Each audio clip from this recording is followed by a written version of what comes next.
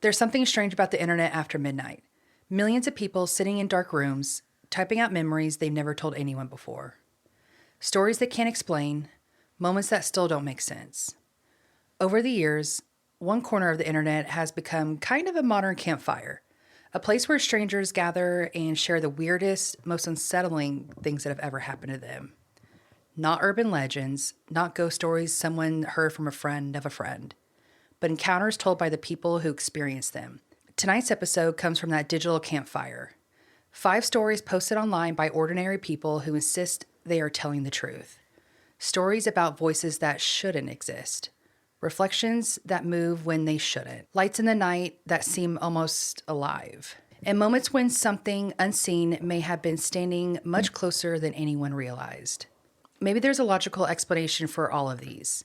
A trick of the mind, a coincidence, a misunderstanding in the dark. Or maybe sometimes people really do brush up against something that was never meant to be seen. So settle in, hot mates, turn the lights down low, and maybe keep the hallway light on tonight. Because these stories don't come from old folklore. Because these stories come from somewhere. They come from real people who logged onto the internet and decided to tell the world what really happened to them. Hey y'all, this is Hot Mates, and that's my husband Jeffrey. And this is my wife Mallory. I always wonder if we should change our intro to that's my boo to go on the ghost thing. Yeah, maybe. We'll play around.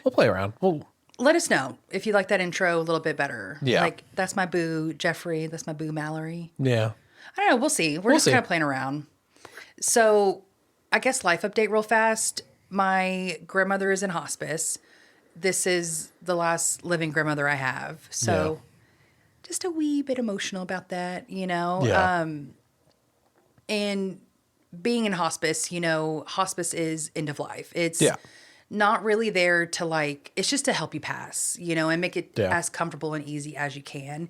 And people can live a really long time in hospice. And then 2, I didn't realize this because when my papa was in hospice, he went a little bit faster. Not within a couple of days, but I think it was within a week or 2. Yeah. If I can remember, it was forever ago.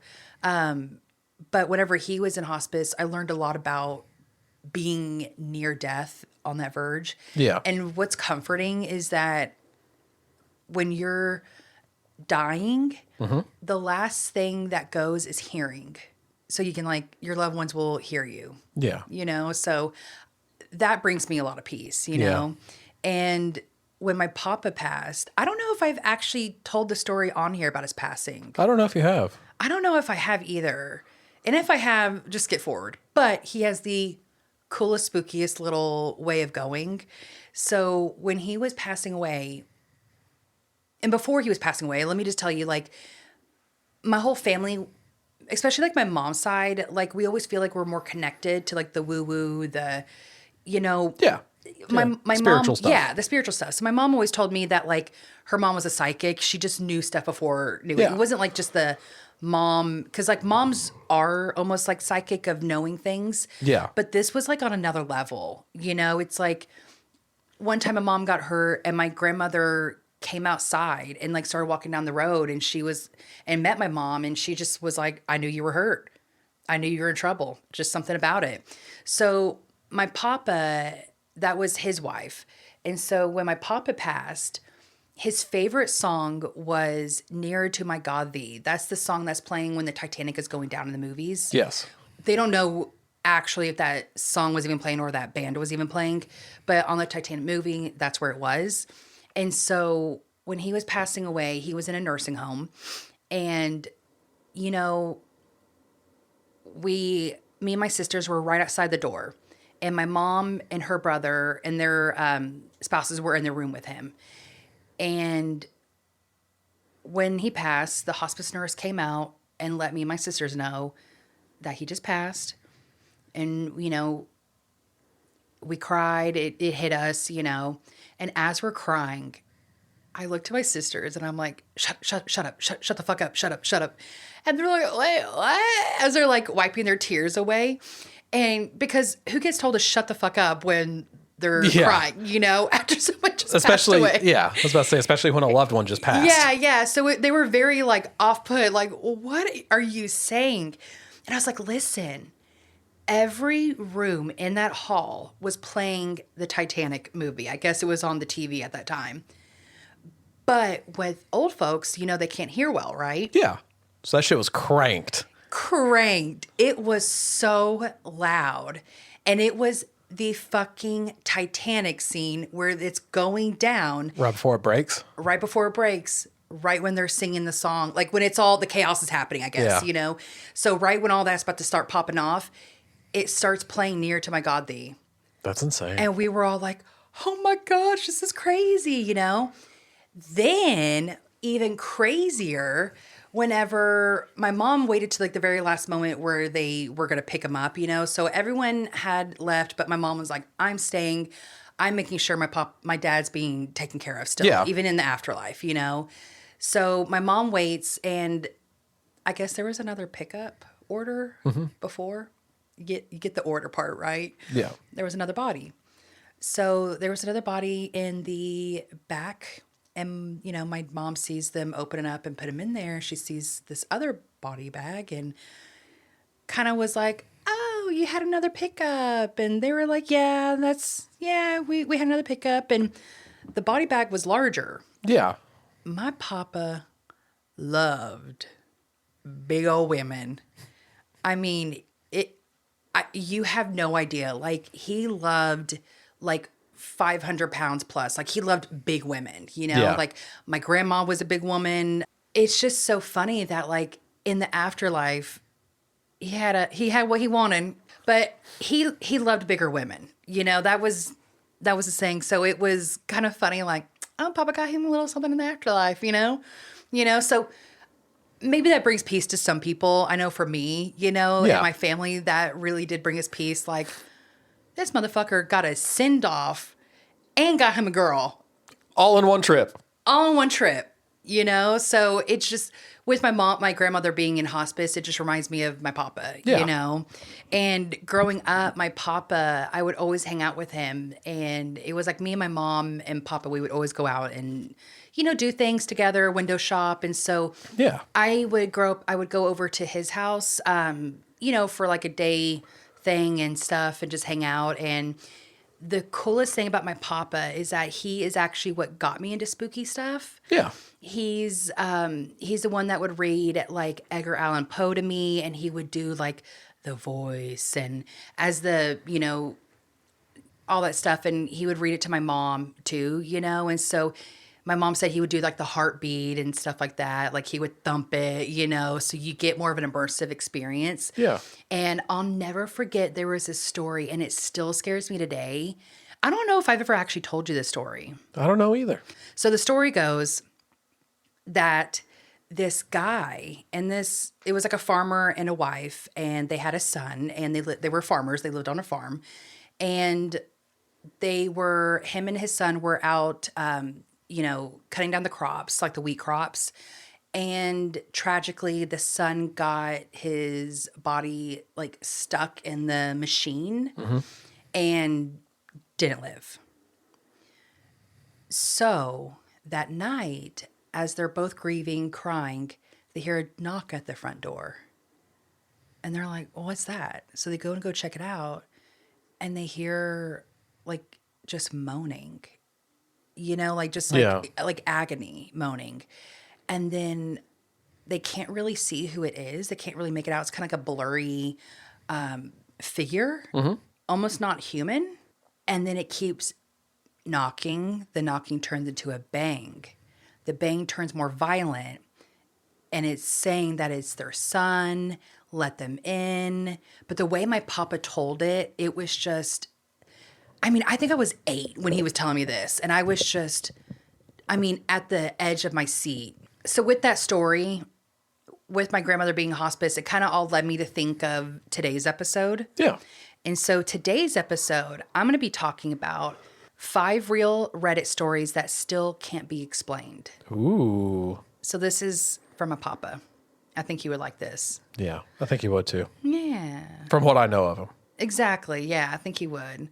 So, again, this episode is 5 real Reddit stories that truly can't be explained still, you know? Because a lot of stuff I was looking on Reddit, and it's like I would start reading it. I'm like, oh, this is so scary. And then I'm like, this seems far-fetched, and kind of start researching it and just being like, okay, actually, this has been proven not to be real. Yeah.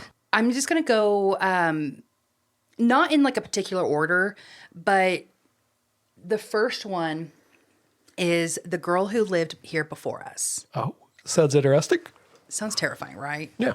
So the girl who lived here before us, when my daughter was about 4 years old, she started talking about a friend named Emily. At first, we didn't think anything of it. Lots of kids have imaginary friends. My wife and I would hear her playing alone in her room, and she would just have full conversations with somebody that we couldn't see. We would ask who she's talking to and always say the same thing, Emily. One afternoon, my wife asked her where Emily lived. Our daughter looked confused and said, she lives here. She's always lived here. That caught our attention. Yeah. We asked what Emily looked like. Our daughter said she had long dark hair and she liked to wear dresses. She said that Emily liked to play hide and seek, but didn't like to go into the hallway. When we asked why, she said something kind of strange. She said Emily told her the hallway is where the smoke got too thick. At that point, we started feeling uneasy. We asked what she meant by smoke. Our daughter was very casually, Emily died of a fire a long time ago. Just casual as fuck. Exactly. So we lived in the house for 3 years and had never heard of anything like that before. But curiosity got the better of us. So one night I looked up the property history online. And sure enough, in the early 1970s, there had been a house fire on that same lot. The fire killed a 6-year-old little girl, and her name? Emily. We never told our daughter any of that. But not long after that, she stopped talking about Emily entirely. When we asked what happened to her friend, she simply said, Emily says she had to go now. That's an interesting one. It is because children have imaginary friends. Children do have imaginary friends. Did you ever have an imaginary friend? I can't remember, to be honest with you. I tried having an imaginary friend, but my friend was a golden retriever. Oh. And I tried, like, truly, because I was like, everyone else is doing it. Peer pressure. I want an imaginary friend. Yeah. So I'll never forget. I was walking down the hallway in elementary and like thinking there was like, okay, maybe I just imagine there's like a dog next to me, right? Like a golden retriever. And it lasted about the time I got out of the hallway. You're like, never mind. I was like, you know what? People were trampling over him and didn't do well. Yeah. So the second story is called The Reflection That Moved First. That sounds even more terrifying. Absolutely terrifying. So hold on a second. Are these like in order of what you think is the fucking weirdest or just no particular order? No, that's why I say there's no particular order. Oh, just like how I laid it out. I didn't hear that It's part. just like what I found first. Gotcha. If that makes sense. It does. So it's that order of how I found them. So the second one, The Reflection That Moved First. You're right. Sounds terrifying. And it is. So here we go. One night I was getting ready for bed and brushing my teeth in the bathroom. It's starting normal. Yeah.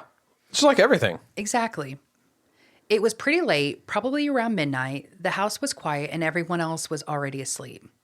I remember looking into the mirror a little while I was brushing my teeth, but something felt off immediately. At first, I couldn't figure out what it was. Then I noticed my reflection seemed delayed. When I moved my arm, the reflection just moved a fraction of a second afterward. I blinked a few times, thinking maybe I was just tired. Then I tilted my head. But at this time, something even stranger happened. The reflection tilted in its head before I did, but only by a split second. But not enough that my brain instantly noticed it. I froze. My reflection slowly straightened up its head again. But I haven't moved yet. That's when I felt this wave of panic hit me. I stared at the mirror and suddenly my reflection started smiling. Not a big smile, just a small one. And I definitely was not smiling. I dropped my toothbrush in the sink and I ran out of the bathroom. I didn't go back there for the rest of the night, but 2 weeks later in that bathroom mirror, cracked right down the center. No one had touched it. I don't know about you, but mirrors have always had a strange like reputation in folklore. Yeah, it's always like a weird, like, you can see to like other dimensions, or you can use it. Remember when we watched Yes. Constantine in the Yes. very beginning? He's like, give me a mirror. And yes, and And you he, were like, oh, it's going to happen because you've seen the movie before. yeah, I've seen parts of it. And I didn't know what was happening. And then when he trapped like the demon in the mirror, I was like, oh. And then Conjuring, The, the Conjuring mirror, that's where the whole movie title came from, was conjuring a mirror. Like the mirror helped conjure yeah. like spirits and other portals. And it's so like, because I know with mirrors, you're not even supposed to put two mirrors facing each other. Oh, yeah? I Yeah, didn't know that's that. like a big no-no in like in the spiritual realm. You are Oh. not supposed to have two mirrors face each other, like at all. Does it open up like crazy portals, like Event Horizon? I'm just gonna imagine like if a single mirror when she's in the bathroom did yeah. this. Yeah. I can only imagine when two mirrors of that same like power are looking at each other.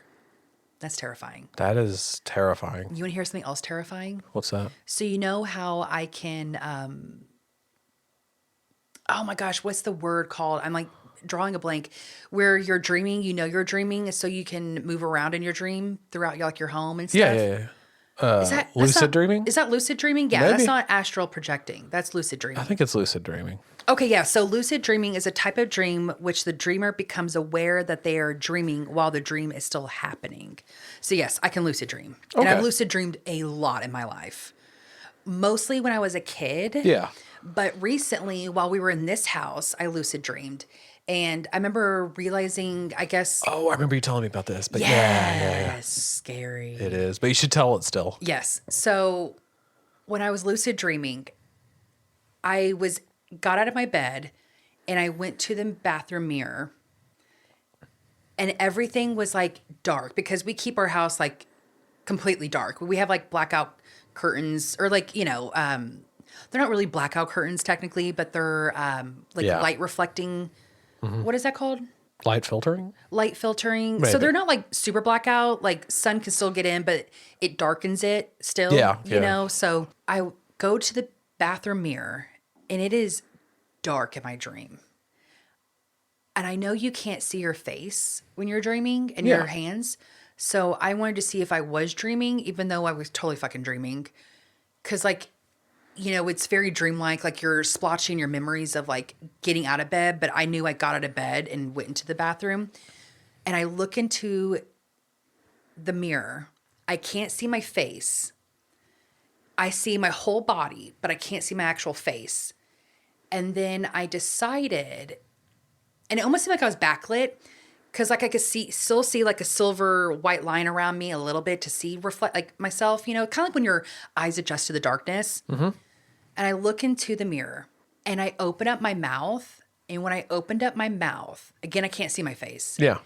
I felt the static electricity that you would when like TV would do that static thing on the TV. I know like, you know what I'm talking about? Like kids these days will not know what I'm talking about. But when the old school TVs would get like static on the outside, Yeah, and when you would clean, yeah. It'd be like, And it felt like that like sound of like the TVs will do. yeah, I know what you mean. And I got freaked out and then I woke up. So that's my lucid dreaming about. So that's probably not the smartest thing to ever do. Probably not. So not recommending that. So if you lucid dream, don't look at a mirror. Yeah. Don't look in a mirror. So number 3, the voice in the woods. A few friends and I went camping in the Appalachian. I've heard it both. Remember the dude I showed you? He says Appalachian. I think people from there say Appalachian, but people from out here say Appalachian. I thought it was Appalachia. I don't know. How do you say it? I don't know. I just want to be wrong. Those mountains a few years ago. We set up camp near a small clearing surrounded by dense woods. It was the kind of place where once the sun went down, everything became pitch black, like my dream. Around midnight, we were sitting around the fire talking when we heard something shout out from the trees. Hey. The weird part is that the voice sounded exactly like one of our friends, Mark. But Mark was sitting right beside me. We looked at him. He hadn't said anything. Then we heard the voice again, this time from deeper in the woods. Guys, come help me. Again, it sounded exactly like Mark. Same tone, same voice. Mark stood up and yelled back into the darkness, asking who was there. No answer. A few seconds passed, and then the voice called out again. Mark, come here. Every hair on the back of my neck stood up. Mark slowly sat down and said something that made all of us uneasy. He said, I didn't say that.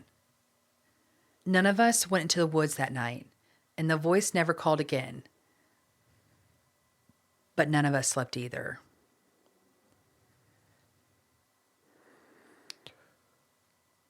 What do you think it is? You already know what I think it is. Say it out loud. Skinwalkers. It's such a skinwalker. Because they have, like, I have, like, the outline draft done for, like, those mountains. Appalachia. The South Mountains. Like, for a whole series on that. I'm excited. Like, I'm going to cover, like, 5 or 6 different things, and it's not going to be just, like, in one episode. It's going to be multiple episodes. Ooh, like a several part series? Yeah, it's going to be like a series. I think I have 1, 2, 3, 4, 5. I have 5 for it. Oh, hell yeah. So anytime I see those videos of them talking about that region, if it's on it's TikTok, intriguing. I'm glued in. It is so intriguing because those woods are haunted as fuck. Yeah. And, like, it's weird because it shares some of the same stuff as, you know, like folklore and stuff like that from Scotland. It does. It does. But we'll dive deeper into that. Yeah. We'll get more into that because that was really cool. Yeah, like when we learned about everything. So stay tuned. Stay tuned. Teaser for sometime in the near future. I know, right? Y'all just got to keep up with it. Yep. So, number 4, the light around my bed. When I was about 15, something happened that I never been able to explain. I woke up in the middle of the night for no reason. My room was dark except for a faint glow near the ceiling. At first I thought maybe it was headlights from a passing car outside, but the lights didn't move like headlights. It was floating. There's a small glowing orb hovering near my ceiling above my bed, maybe the size of a basketball. It slowly drifted downward until it was right above my chest. I remember trying to sit up, but I couldn't move. I was completely paralyzed. Inside the light, I could see shapes moving, almost like shadows swirling inside it. Then I heard a voice, but it wasn't loud. It was inside my head. It said, "Don't be afraid." The next thing I remember was waking up the next morning. The light was gone, but on my arm, there were small circular marks in a triangle shape. They faded a few days later. So what do you think, Jeffrey? Is it sleep paralysis or is it an alien encounter? It was an alien encounter. It had to be. It had to be aliens. I'm not saying it's aliens, but it's aliens. It's always fucking aliens. It is always fucking aliens. It never mattered. I feel like we've been saying that for so many times. We have been. And I mean, part of it is too is, I mean, I like aliens and have been interested in them for I don't know how long. And I mean, just like the last episode where I'm like, we can call my mom and ask her and she'll fucking tell you. Right. But, you know, same thing there. You know, like when I was in elementary, I actually would check out books on fucking alien abductions and encounters and Bigfoot and the Loch Ness Monster and shit like that. So I'm going to just go with it's aliens and it's the gray kind. Oh, you know what kind it is? Yeah, there's different kinds of aliens. So why do you think it's the gray kind? They generally just, from everything like I've read and like all encounters that like people have posted and stuff like that, the grays are just generally observers. Oh. You know, it'd be a really cool episode idea. What's that? Is like and this would be such a you episode for you to do, but have an episode of talking about the different types of aliens. Yeah. That's a good idea. Because I didn't know, like, I know, like, there's the grays, like the green, like the gray ones and the green ones. Yeah. And that's really all I know. There's some more other ones, but I can't really remember off the top of my head because it's been so long since I've That's why I actually. got to research. I know, but That's what's so fun about this podcast. It is. Yeah, it had to be an alien. It had to be an alien. I mean, to have an arm mark. Yeah. Because, like, if not, I would say sleep paralysis. Like, she, you know, you're, Yeah. especially because she was paralyzed. She took too much Benadryl and was meeting the Hat Man. You know, it happens. It happens. You know? She had to pay her tax to the Hat Man. I mean, I've never seen it. I don't want to. I don't want to either. experience sleep paralysis because, like, the fear of not being able to move. Yeah, is when enough. you need to move, yeah, that's terrifying right there. But since she had the mark on her arm, that's what makes me say alien. 100%. So, number 5, the closet door. For almost a year, my closet door would open by itself every night. At first, I assumed it was just air pressure or the door not being latched properly, but it always happened around the same time, around 3:30 a.m. I'd wake up and hear a slow creaking sound of the door opening. One night, I locked it. That night, I woke up to the same sound, the door slowly opening again, even though it was locked. So the next night, I pushed a chair up against it. When I woke up, the chair had been moved across the room. The closet door was wide open. Eventually, I set my phone up to record overnight. Around 3:27 a.m., the video showed the closet door slowly opening. Then something dark moved across the floor in front of the camera. And the recording cut off right after that. It was Edward from Twilight. He was watching Bella. He was watching Bella. He was watching Bella sleep. Go back and look at the username. It's Bella Loves Edward 69. 6969. That terrified me, actually. Yeah. Like, all of these are so scary, but, like, this one, your closet. Yeah. I don't know. There's something about closets, too. Yeah, to and me. especially because ours is so far away from us. Oh, my God. Oh, my God. Yeah. Unlocks a whole new fear. Fuck, shut up. Oh, my God. That really fucking freaks me out for tonight. We'll sleep with the bathroom door closed. We're going to have to watch 1,000-Pound Sisters tonight before we go to bed. That's fine.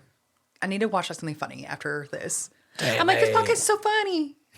Or this podcast is so fun. And I'm scared. Yeah. I'm down. You know me. Were you about to do I a quote? was about to try to do a voice for the show, but I couldn't think of what all of a sudden. I pay my bills. My bills are paid. And then Tammy goes, She's all, oh my gosh, I love that show so much. I know you do. It's and I love that I'll just be like, hey, you want to watch this tonight? And you're like, sure. Yeah, I'm like, sure. I'll scroll my phone. I'm going to say while you watch it. Right. Could be researching, but you know. So you know what? Like, I know we're talking about these scary stories, but you know what's scariest thing to me of like all time? What's that? Is that something like this happening to you and people not believing you, Yeah. but you know what happened. Yeah. That's a terrifying thing. Yeah. It's like, I know there's a lot of people out there that don't believe in this stuff. They don't believe in ghosts, paranormal hauntings. They don't believe in aliens and all this stuff, right? Yeah. And I get it because, like, if it didn't happen to me, I wouldn't believe it. Yeah. You No know? shit. Like, I grew up in a haunted house, and that was like our first episode ever was me talking about that. Yeah. And I think I should do like a little episode about all the hauntings that happened in my house growing up You should. because there's a lot. And if it didn't happen to me, I don't know if I would believe it. Yeah. But I know what we all experienced in that home. Yeah.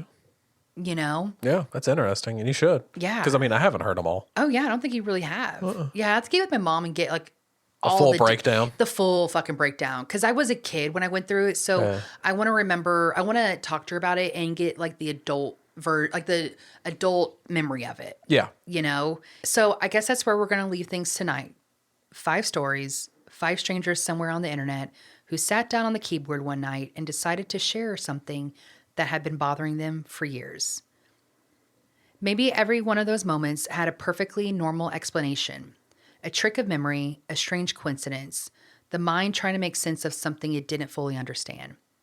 But sometimes the details linger a little too long. A child knowing something they shouldn't, a voice calling from somewhere it shouldn't be, a door opening in the quiet hours of the night when no one else was there to touch it. And even if the explanation is out there somewhere, the feeling these people experienced in the moment is very real. The kind of feeling that makes the hair on the back of your neck stand up. The kind that makes you glance over your shoulders in a dark hallway. If you've ever experienced something strange, something you still can't explain, we'd love to hear about it. Your story might become a part of our future Listener Tales episode. So send your encounters to howdy@hauntmates.com, because some of the scary stories aren't the ones passed down through folklore. They're the ones happening right now to ordinary people in ordinary places who suddenly realize something isn't quite right. And if tonight's episode gave you chills, share it with a fellow ghoul. You never know who else might be listening late at night, wondering if anyone else experienced the same thing. Until next time, Hauntmates, keep your lights down low, lock your doors. And if you ever hear something moving in the quiet hours of the night, just remember, sometimes the things we can't see are just the things watching us most closely. Until next time, stay spooky.